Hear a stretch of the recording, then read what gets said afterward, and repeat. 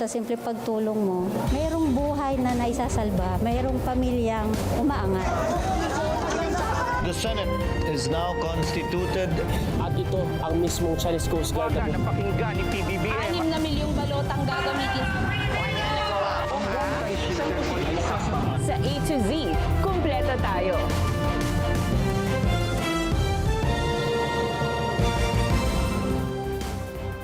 Luzon, Visayas, Mindanao at buong mundo. Ngayon ay Martes, June 16, 2026. Ako si Barbie Mulak at ito ang balitang A to Z.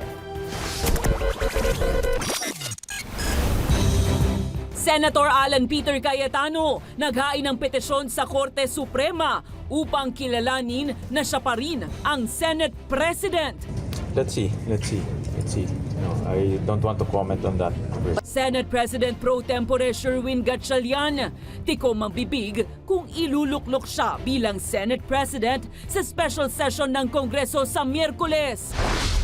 Sandigan Bayan, naglabas ng 70 araw na preventive suspension laban kay Senator Jinggoy Estrada. Pero sir, sa loob ng bahay na sir, kumain pa kami dyan sir, ang ulam namin hipon, kasama ko yung mga katulong niya sir. Senator Francis Cheese Escudero, pinadalhan umano ng male-maletang pera ayon sa alegasyon ng umano'y dating bagman ni Zaldico. 10 Ateneo basketball players humarap sa investigasyon ng PNP-CIDG kaugnay sa pagkamatay ni na Rene Baterbonia at Divine Adili. Sa kakaiba, pambihirang video ng mag-inang Flying Fox, ibinahagi ng DENR. At sa showbiz, Tony Gonzaga, ipinasilip ang masasayang eksena sa baby shower ng kapatid na si Alex Gonzaga.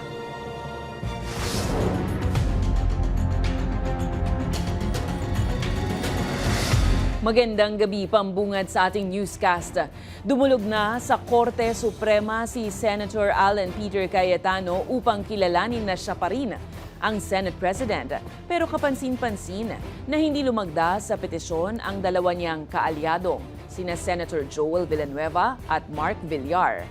Samantala ayaw namang patulan ni Senate President Pro Tempore Sherwin Gatchalian ang mga pahayag ni Cayetano patungkol sa special session ng Kongreso sa Miyerkules. Ang balitang A to Z ni Ace Cruz.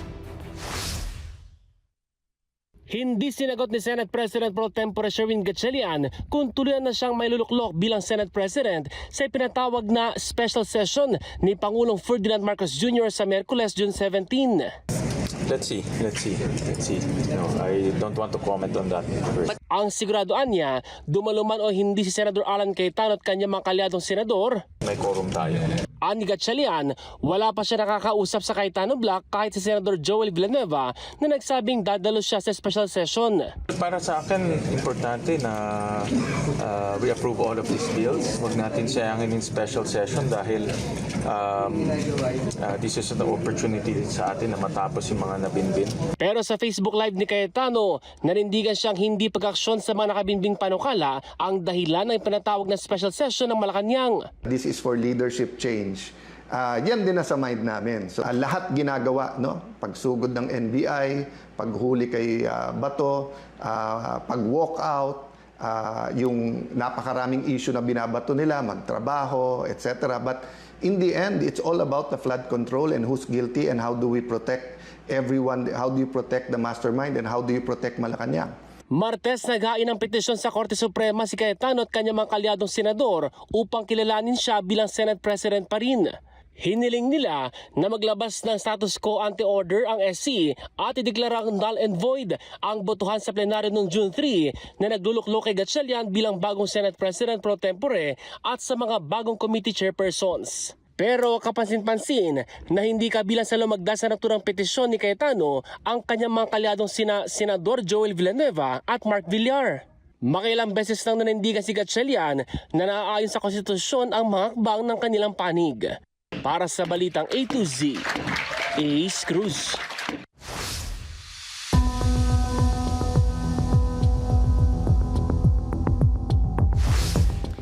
Sa bisperas ng special session ng Kongreso na ipinatawag ng Pangulo kung saan target ayusin ang sigalot sa liderato ng Senado, lumutang ngayon ang pangalan ni Senator Francis Cheese Escudero bilang isa rin umano sa nakatanggap ng maleta ng pera mula sa flood control kickbacks. Ang alegasyon na yan inilabas sa dapat sana ay Blue Ribbon hearing ng Cayetano Block ng Senado. Kaninong bahay ito? Bali, nung time na yan, sir, kami, sir, yung advance team, sir, sa pag-deliver, sir, sa bahay ni Chase Escudero, sir. Nagpalakpakan ng vloggers na dumating sa dapat sana ay Senate Blue Ribbon Committee hearing ng Cayetano Block ngayong Martes na ginawa na lang press conference ng 18 self-confessed bagmen ni ex-congressman Zaldico. Ito ay nang banggitin ng isa sa kanila na naghatid umano sila ng maleta ng pera mula sa flood control projects kay Senator Francis Cheese Escudero. Matatandaang sa nakaraang Blue Ribbon hearing ng Cayetano Block ay hindi idiniin si Escudero. Sa loob ng bahay niya, sir, kumain pa kami dyan, sir. Ang ulam namin, hipon, kasama ko yung mga katulong niya, sir. Wala pang tugon si Escudero sa bagong alegasyon, pero una na niyang itinanggi ang naunang pagdawit sa kanya na anya ay demolition job lang. Muli ring idinawit ang ilan pang mambabatas, kabilang sina Senators Erwin Tulfo at Tito Soto. Tanggapan ni Tito Soto dyan sa building na yan. Dalawa daw yung pinag-meetingan dyan, sir. Fourth floor, saka yung isa, hindi ko kabisado yung anong floor. Nakarating ba sa kaalaman mo na itong maletang ito ay naibigay kay Tito Soto? Kung meron, ha? Opo, sir. Ako po yung nag-deliver sa bahay po ni Congressman Erwin Tulfo na ngayon po ay senador na. Dito po sa may Green Hills. Dito lang po sa kabila lang po is Green Hills. Kasama rin sina ex-House Speaker Martin Romualdez at Congressman Sandro Marcos. Sino ang nag-deliver kay Speaker Martin Romualdez? Lahat? Sino itong Sandro na ito na sumalubong, na tumanggap ng maleta na naglalaman ng pera? Sino itong Sandro na ito? Congressman Sandro Marcos po, anak po ni President Bongbong Marcos. Habang nagbanggit rin ang grupo ng pangalan ng media men na umano'y kasama sa inaabutan ng pera. Tao ba yun o manika?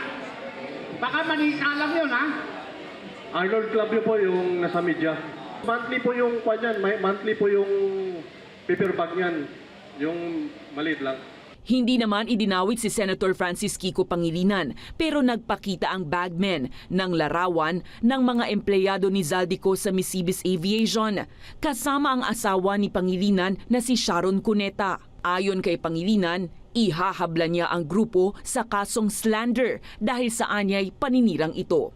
Bago ang presscon, bahagyang nagkatensyon sa labas ng venue dahil hindi agad pinapapasok ang mga dadalo, kabilang si former Ilocos Governor Chavit Singson. Pero naituloy pa rin ang presscon sa pangunguna ni ex-congressman Mike Defensor. Kasama rin ang abogado ng 18 na si Attorney Levy Baligod. Sa tamang panahon din, ay lalabas din sila. No? So iba pang witnesses po ang mga ito. Matatanda ang inaakusahan ng National Bureau of Investigation si Defensor na nagbayad umano ng tig 5 milyong piso sa bawat bagman na kanyang ipinresenta. Samantala, itinanggi ngayong gabi ng mamamahayag na si Arnold Clavio ang anya ay walang kakwenta-kwentang mga bintang ng bagmen. Dagdag ni Clavio, handa siyang harapin ang alegasyon dahil wala siyang tinatago. Sa pahayag naman ng GMA Network, sinabi nitong susuriin nila ang alegasyon sa naturang anchor, lalo't siniseryoso nila ang anumang issue pagdating sa integridad ng kanilang mga mamamahayag. Gayunpaman, nananawagan rin ng network sa publiko na huwag agad bumuo ng konklusyon sa mga hindi beripikadong impormasyon. Sa ibang balita, iniutos ng Sandigan Bayan 2nd Division ang 90 days preventive suspension kay Senator Jinggoy Estrada kaugnay sa kasong katiwalian at pagkakasangkot umano nito sa flood control kickback scheme. Batay sa resolusyon, suspendido na si Jinggoy mula sa kanyang posisyon bilang senador at sa iba pang pampublikong tungkulin. Nauna nang inihain ng mga prosecutor ng Office of the Ombudsman ang kanilang tugon sa paliwanag ng kampo ni Estrada kung bakit anilay hindi dapat siya isailalim sa preventive suspension habang kinakaharap ang mga kasong plunder at graft. Nakatakda naman sa June 30 ang arraignment ni Estrada at ang kanyang kapwa akusado na dating mga opisyal ng DPWH-NCR para sa kasong plunder at graft sa ilalim ng 5th Division ng Sandigan Bayan. Naharap si Estrada sa kasong graft kaugnay ng umano'y pagtanggap ng milyong-milyong pisong kickback mula sa pondo ng flood control projects galing sa infrastructure allocation sa probinsya ng Bulacan. Iginiit ni Pangulong Ferdinand Bongbong Marcos Jr. na handa niya umanong panagutin ang mga opisyal na nasasangkot sa korupsyon. Sa joint press conference matapos ang bilateral meeting, sinabi ni Marcos na matagal na umanong hadlang ang malawakang korupsyon sa pamahalaan para maihatid sana ang maayos na serbisyo sa publiko. Dagdag ni PBBM, panahon na upang palitan ng sistema na nagbibigay daan sa mga abusadong gawain dahil pera lang ng taong bayan ang kanilang ninanakaw. Samantala, magugunitang si PBBM ang nagbunyag sa isyu ng malawakang flood control projects. We have to find those who are found to be part of this system of corruption, that they will be punished and that they will provide restitution to the Filipino people. Iniimbestigahan ng tanggapan ng Ombudsman ang mga ulat na umano'y hinaharangan ng magkapatid na Senator Mark at Camille Villar ang pagpapatuloy ng LRT-1 Extension Project patungong Cavite. Ayon kay Ombudsman Boying Remulla, verification pa lang ang isinasagawa ng kanilang tanggapan sa umano'y pagtutol ng magkapatid sa kasalukuyang alignment ng proyekto. Dagdag ni Remulla, nais umano ng mga Villar na ipadaan ang rail project sa kanilang pag-aari sa C5 Road sa Las Piñas.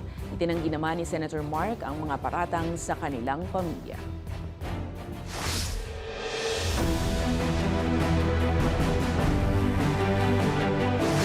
Handang aprubahan ni Pangulong Ferdinand Bongbong Marcos Jr. ang Visiting Forces Agreement sa pagitan ng Germany. Ito'y upang lalo pang mapalakas ang ugnayan ng Pilipinas at Germany sa pagbisita ni German President Frank-Walter Steinmeier sa Pilipinas ngayong Martes. Sinabi niya na handa siyang tumulong sa Pilipinas na mapalakas ang seguridad ng bansa.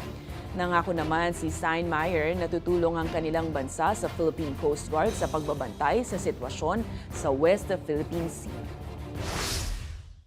With the volatility that is happening in the geopolitical world right now, the best path to stability is to have partnerships, is to have a wide base of alliances. So, yes, if the VFA if we came to an agreement and we feel that it is time to have it, the Philippines would certainly entertain that possibility very warmly.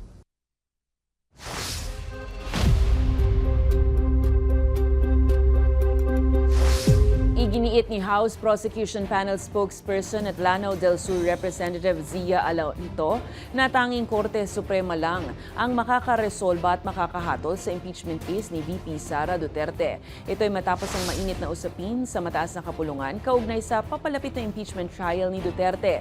Dahil batay sa probisyon ng 1987 Constitution, kailangan makakuha ng sapat na boto upang mahatulang guilty ang vice-presidente. Ayon kay Adjong, kinakailangan na ang malinaw na interpretasyon mula sa kataas-taasang hukuman para tuluyan ng maresolba ang issue hinggil sa wastong bilang ng mga senador na physically present sa mangyayaring impeachment trial. Magugunitang nagtatago si Senator Ronald Bato de la Rosa dahil sa arrest warrant ng International Criminal Court habang nakakulong naman at suspendido bilang senador si Jinggoy Estrada. We subscribe to the opinion of the former Senior Associate Justice Carpio We also subscribe to the opinion of the law professor and scholar Carlos Cruz, wherein the threshold or the threshold of the Senate, insofar as requiring the number to render judgment on this particular issue in the impeachment trial against the vice president, should be based on the actual number of senators who can participate physically during the trial.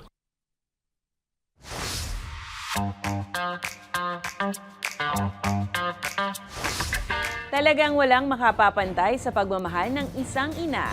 Yan ang nasilayan ng mga tauhan ng DNR 12 Community Environment and Natural Resources Office sa bayan ng Matalam nang makita ang pambihirang tagpo sa isang nursing large flying fox at kanyang anak. Sa kanilang kuhang mga larawan at video, kita ang pangangalaga ng inang paniki sa kanyang anak. Nasa 25,000 na flying fox ang naitala ng monitoring team mula sa 30 na puno sa lugar. Ayon sa DNR SOC Surgeon, mababa ang reproductive rate ng naturang flying fox. Malaki raw ang kanilang ambag sa kalikasan, partikular sa forest regeneration. Susunod, 10 Ateneo basketball players humarap sa investigasyon ng PNP-CIDG kaugnay sa pagkamatay ni Rene Baterbonia at Divine Adili. At sa ibayong balita, US President Trump inanunsyo na muling magbubukas ang Strait of Hormuz sa June 19. Abangan ang kumpletong ulat sa pagbabalik ng Balitang A to Z.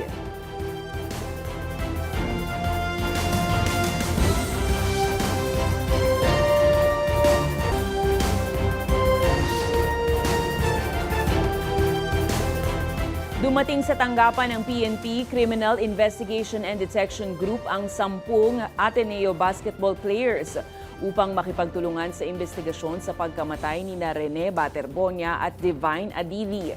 Ayon sa CIDG, parehong iniimbestigahan ang anggulong homicide at hazing. Ang Balitang A to Z ni Kim Salinas. Basically a homicide or hazing investigation. Hindi iniaalis ni PNP-CIDG Director Police Major General Robert Alexander Morico II ang anggulong hazing sa investigasyon sa pagkamatay ng Ateneo varsity basketball players na sina Rene Baterbonia at Divine Adeli. The line of questioning that we will be asking during the course of the investigation, not only to the students but also to the coach. So we will be answering that question in due time. Lumalabas sa investigasyon na lubhang delikado sa beach kung saan nag-ensayo ang koponan ng Ateneo Blue Eagles. You can also see na yung weather condition doon sa Aurora during that time. Yung beach po kasi doon sa Aurora, hindi talaga pinapaliguan. Malakas ang wave po doon. Not even surfing, hindi po Even the locals, they do not dare to swim in that area. Martes, no-show pa rin sa National Bureau of Investigation ang Blue Eagles coach na si Tab Baldwin at tanging abogado niya ang humarap. Yes, Coach Tab will fully cooperate with all the investigations ongoing and all the legal procedures. Well, we take those allegations seriously pero we prefer to focus for now sa subject matter ng ongoing investigation. Dumating naman sa tanggapan ng PNP-CIDG ang 10 dati at kasalukuyang mga basketball player ng Ateneo para tumugon sa sabpina. Ayon sa abogado ng dalawa sa mga basketballista, again, they're cooperating po sa investigation and they fully cooperated actually. They gave their statements. Mahaba po, marami po talagang questions. Okay, so I think maganda naman po, marami po talagang tinanong yung ating kapulisan. Nilinaw ng abogado na ang kanyang mga kliyente ay ipinatawag ng CIDG bilang resource persons sa investigasyon at lahat ng kanilang pahayag ay under oath. Para sa Balitang A to Z, Kim Salinas. Dumating na kagabi ang mga labi ni Rene Baterbonia sa kanyang hometown sa Talacogon, Agusan del Sur. Sinalubong ang mga labi ni Baterbonia ng mga kaanak, lokalidad ng Talacogon at mga tagahanga. Nag-alay rin ang mga taga-suporta ni Baterbonia ng kandila upang ipakita ang pakikiramay sa yumaong atleta. Nakatakda namang ihatid sa huling hantungan ang mga labi ni Baterbonia sa June 24. Tiniyak ni Acting Labor Secretary Francis Tolentino na hindi makakaligtas sa investigasyon si Tab Baldwin kaugnay ng pagkasawi ng student athletes na sina Rene Baterbonia at Divine Adili sa ilalim ng kanyang training. Sa kabila ito ng desisyon, pagbibitiw niya bilang head coach ng Ateneo basketball team. Ayon kay Tolentino, posibleng ma-deport si Baldwin kung mapatutunayang wala siyang valid na alien employment permit.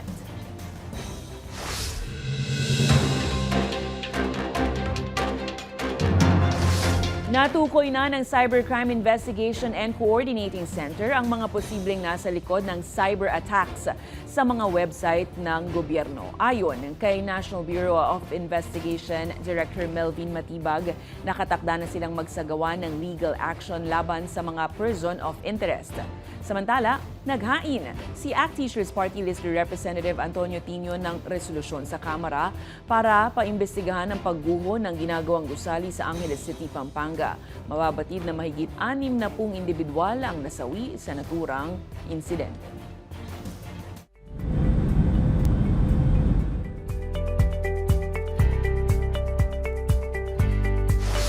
Inanunsyo ni US President Donald Trump na muling magbubukas ang Strait of Hormuz sa paparating na Biyernes, June 19. Sa ilalim ito ng kasunduan ng US at Iran, nagsimula na anya ang pagpapadaan ng mga barkong pangkalakalan sa naturang ruta. Mababatid na hinarang ng Iran ang Hormuz mula nang muling tumindi ang tensyon sa Middle East na nagbunsod naman ng pagtaas ng presyo ng langis.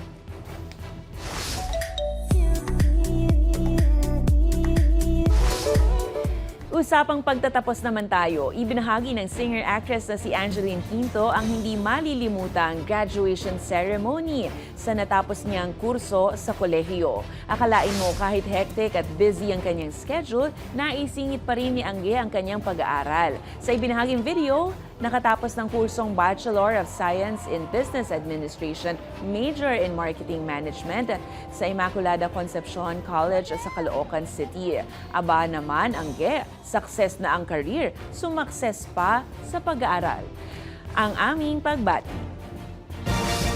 Sa aming pagbabalik sa showbiz, Tony Gonzaga, ipinasilip ang masasayang eksena sa baby shower ng soon-to-be mommy na si Alex Gonzaga. Huwag bibitiw, tutok lang sa Balitang A to Z.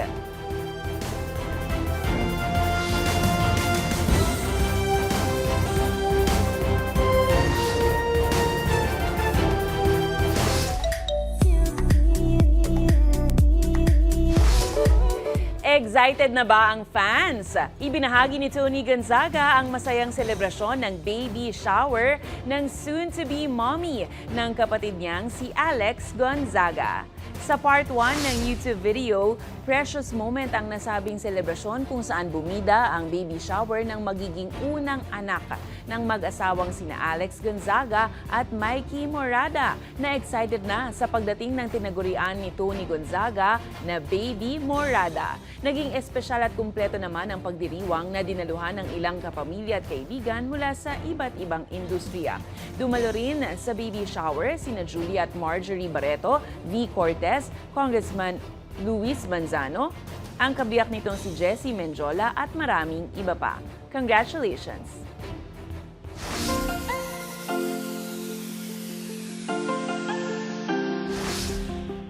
Kababalik pa lang ng mga bata sa eskwelahan sa pagbubukas nito noong June 8. Siyempre, pa-well-recognized si Sir at Ma'am ang kanilang mga estudyante, dapat po may name tag. Pero bakit tila ayaw tanggapin ni Sophie ang ibinigay na name tag ng kanyang kuya?